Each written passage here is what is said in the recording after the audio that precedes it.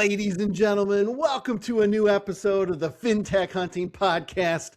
We have a very special show for you today. Not one, but two amazing guests. We have the incredible Dalila Ramos, Love and Tacos Media, host of Taco Tuesdays, Friday Finds, incredible networker, and the list goes on.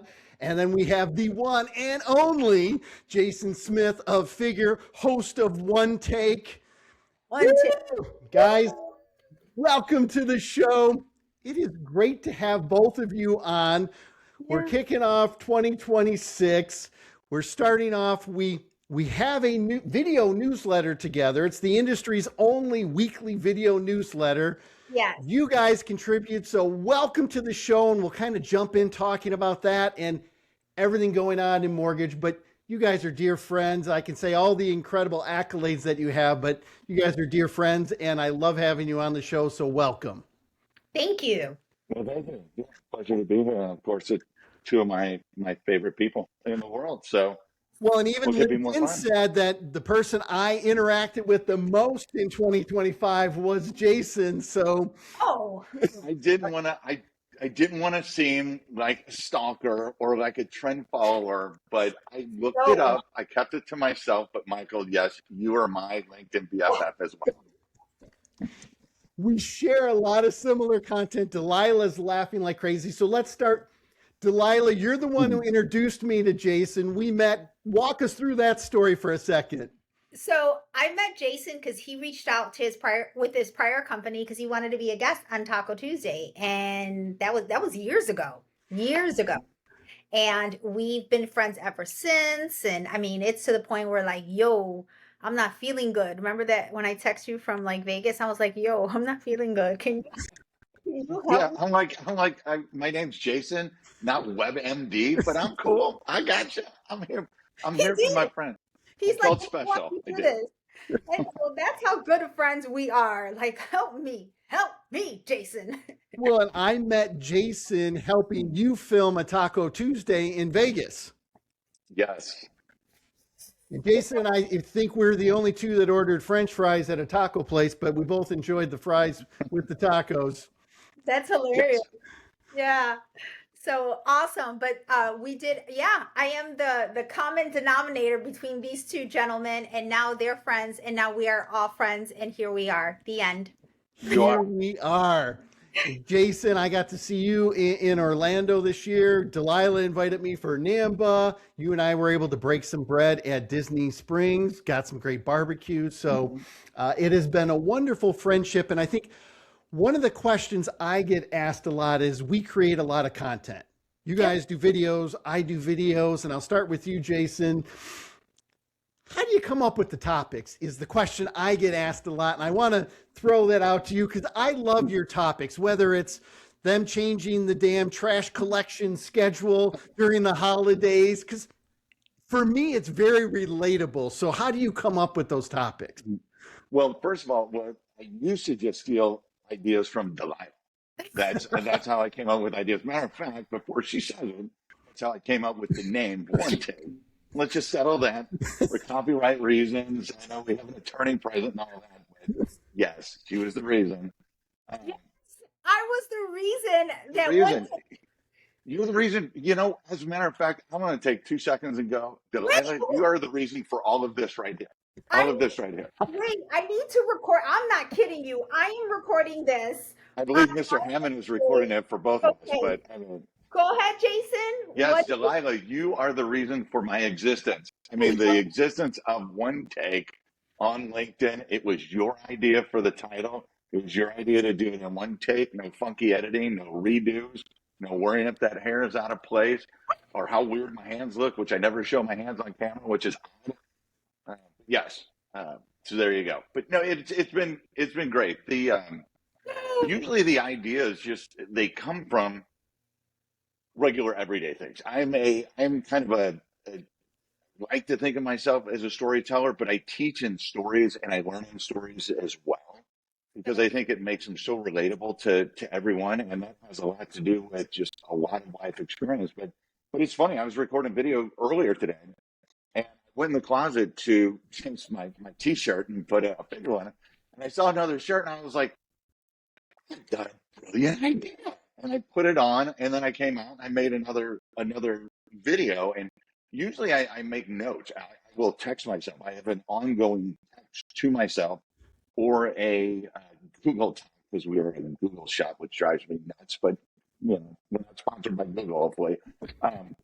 But I'll write notes down just when I think of things. But it's usually one of those. It's like if things that either I question or I think about or something that happens uh, that you learn from. And that to me, that's the biggest part of why I do what I do. It's not to call things out. It's not to get flashy titles and stuff. It's to just help people learn and be better, including myself. I love that because they are relatable. And I think the beautiful thing about them is all of us can experience those same things that you're talking about, whether it's the trash changing the schedule and everything. We're all like, yeah, those idiots, man, I put the stuff out the night before and they weren't here. I was right about it, and I'm questioning myself because half the neighborhood has it out. I'm like, how can I be the only one right? And we do that all the time. We question ourselves even when we know we're right. About trash even. Sorry. Dalila, how did you come up with what you're going to focus on? I mean, Friday Finds, we know you're in recruiting, you have specific titles, tasks, things like that. But how do you come up with the topics for Taco Tuesday? So God is good. So one of my calls earlier today was one of my fellow girlfriends, right? And I told her the overthinking, like you're overthinking it. It's not that complicated. It's really, you're overthinking it to the point where it turns negative and then you don't want to do it anymore. And that is what happens to a lot of people with video. For me, I will be completely 100% honest. Sometimes for Taco Tuesday, when it's by myself, I press the record. I have no idea what I'm talking about. Whatever comes to my spirit is what I talk about, and you guys love it. Well, and what I see though is we're all sharing life experiences. I did the Monday Fuel Up today. Yeah. And I talked about how some of our plans changed, but then I talked about just a dumb email I got. Like somebody was following up from ICE experience last year. Yeah. Way to go on that one. They're like, hey, I know it's been a while since ICE experience. Would you still like to talk? I'm like, what the? No. And you're like, new phone, who dis? But then what it does is it triggers a thought and you're like, oh, I can tie this to how we don't set up people to succeed, how we don't help them plan.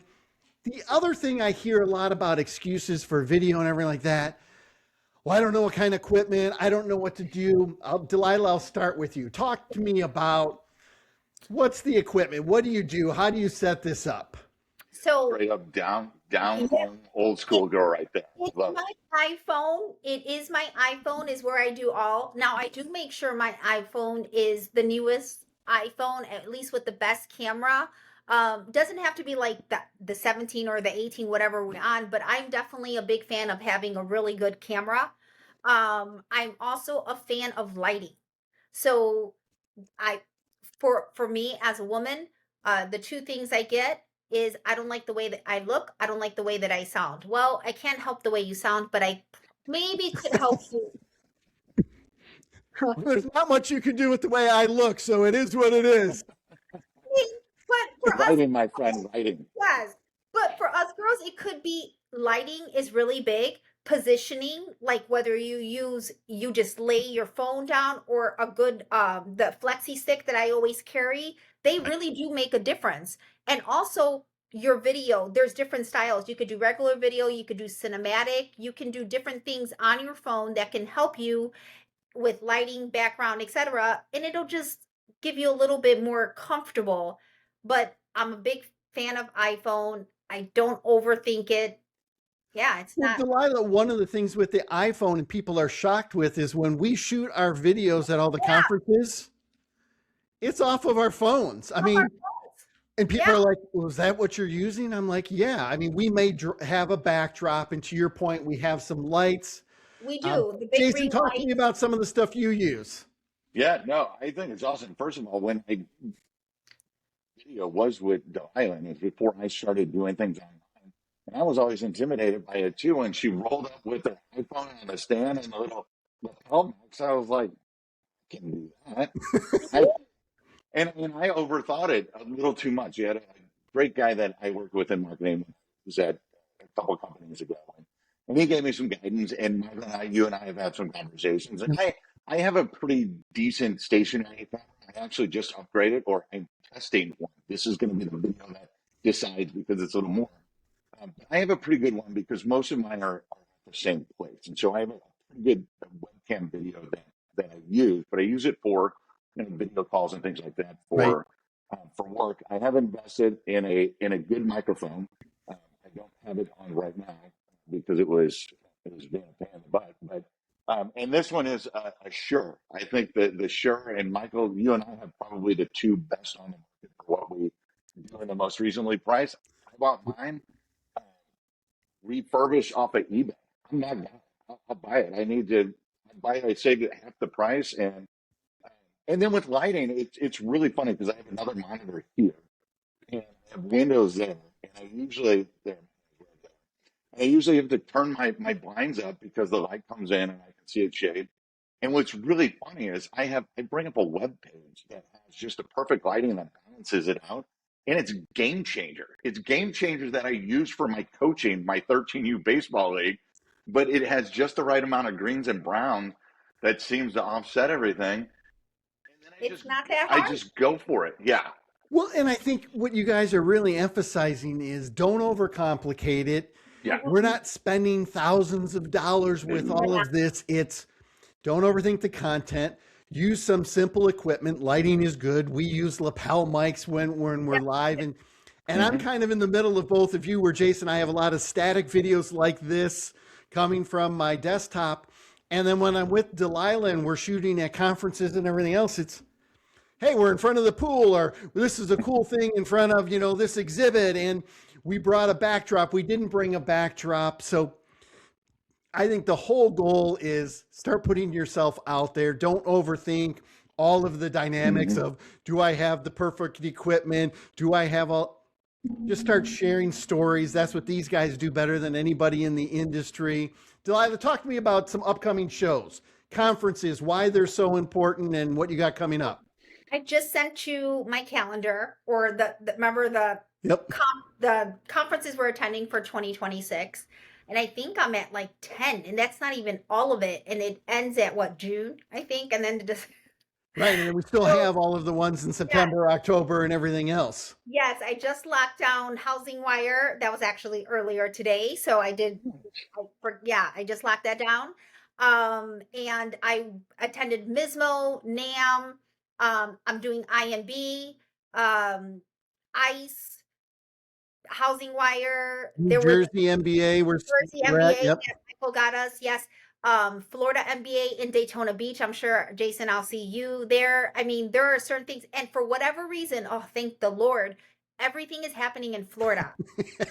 You do have a lot of conferences in Florida this year. It was Jason, what does your conference schedule look like? Is it crazy? Is it not too bad? It is. It's pretty crazy. We are hitting it pretty hard this year, which is good because representing pension credit unions and depositories, we were away last year. But I'm starting off this week and flying out for the Acquire or Be Acquired conference. It's out in Phoenix. Okay. Yes, there's one in Orlando in the middle of the month, and we're going back out to the Housing Wire one. Yeah. We'll be at a lot of them. If there are going to be banks or credit unions there, if it's associated with that, we'll be around. We'll be apparently flying to the West Coast a fair amount, but there are some in Florida, and I like it. I like getting out and around people, and that's kind of to go back. That's what I love about the videos, and the videos that we all do. I've said this countless times, is that they're all honest and normal, and they just who we are, from backgrounds to topics to how we talk. Although my wife says I get a radio voice when I do the one take thing, but that's aside. But it's when people meet us out in public. I think that's one of the first things I said about you or later, Michael. It's like, I think what's awesome is that when they meet us, it's exactly who they see online. And I think that's what people worry about so much with doing video and content, is they think they have to be somebody else, but the reality is just be yourself, because you want people to see that, because that's what they're going to like, and they're going to want to interact, and they don't want to see you in person, and it's like seeing a 15-year-old Facebook picture that you still have up on your profile. They want real and genuineness, and I think that's the key. That is so key. Dalila, we talk about this quite a bit, but talk about the power of connection. We all agree video is important, but how has video enhanced in-person meetings? It's been a game changer, Michael. It's been a game changer. I mean, I was at a conference. I was in Mismo, and you were the one that encouraged me to go. You were like, go, reach out, go. It's only a 3-hour drive. And I did. And I didn't think anybody would know who I was, because it's a very data heavy conference. Yep. Lies.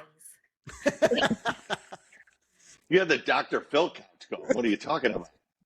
They knew who I was, and I was very taken back, and it's so helpful, right? I mean, someone came up to me and was like, they may not know my name is Dalila, but they will they'll yell out tacos or Taco Tuesday, or it's crazy, and I'll take it. I will look. If someone yells tacos, I look, and it's so cool. But going back to what you guys said, I also like the videos. They help with the connection. It's a very extremely warm intro for me.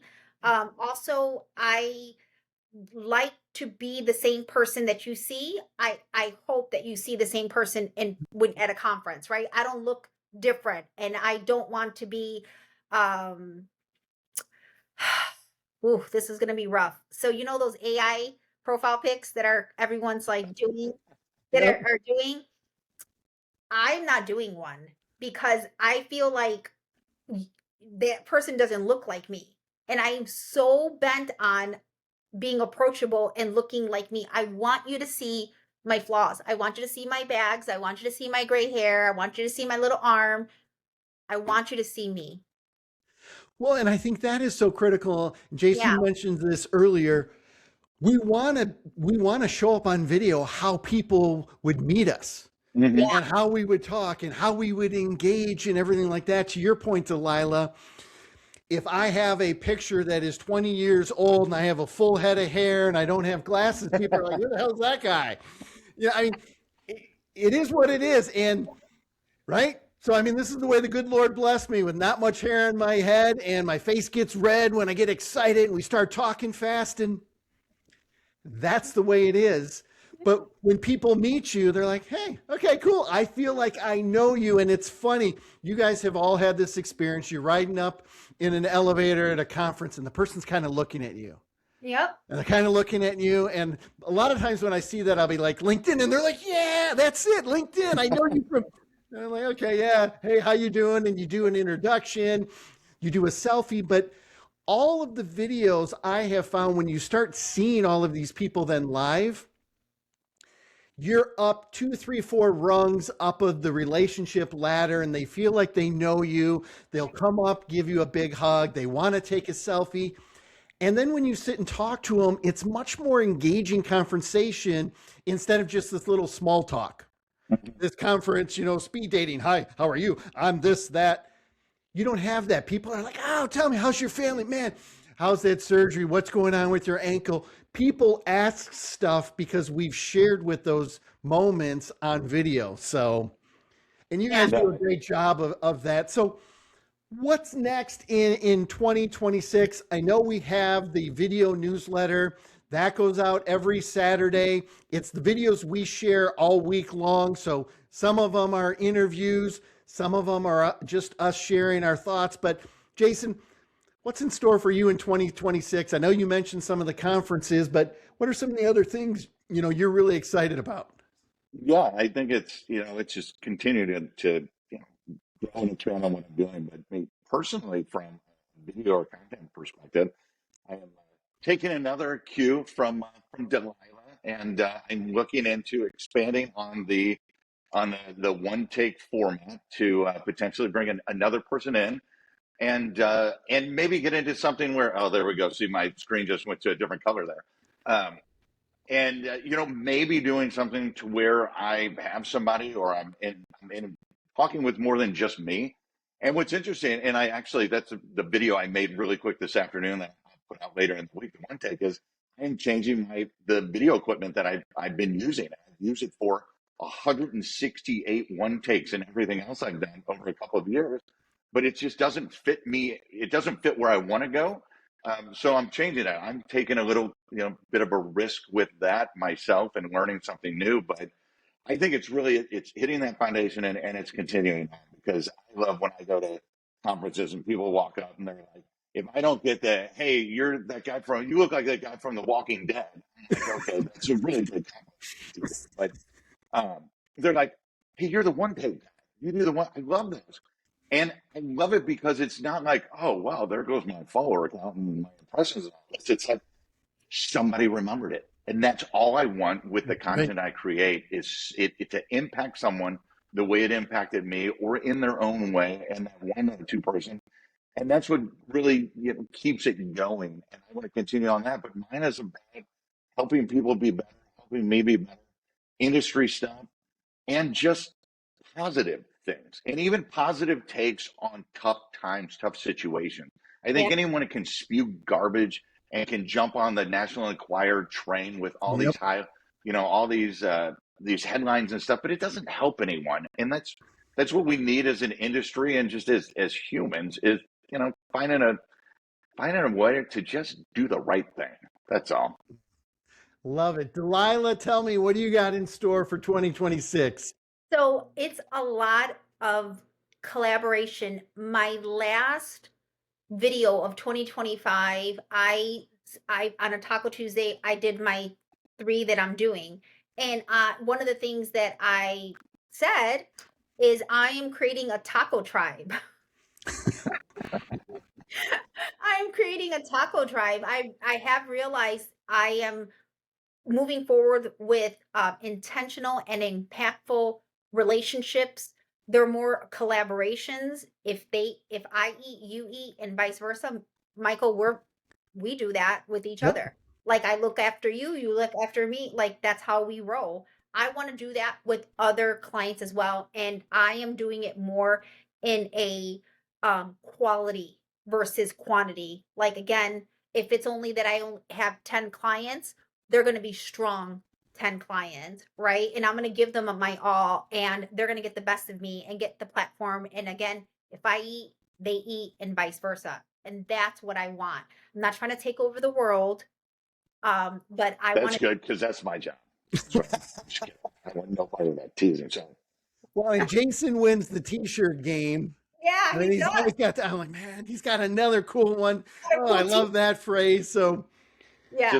I just ordered a few. I've got some more coming. I know. It's like, I wish I could expense that stuff. One time he put a taco one on or something, and I think all I did was send him the knife emoji, like, stay in your lane. Yeah, knife and a taco. Yeah, thanks. Yeah. Stay in your lane. I love how way to spread the love there.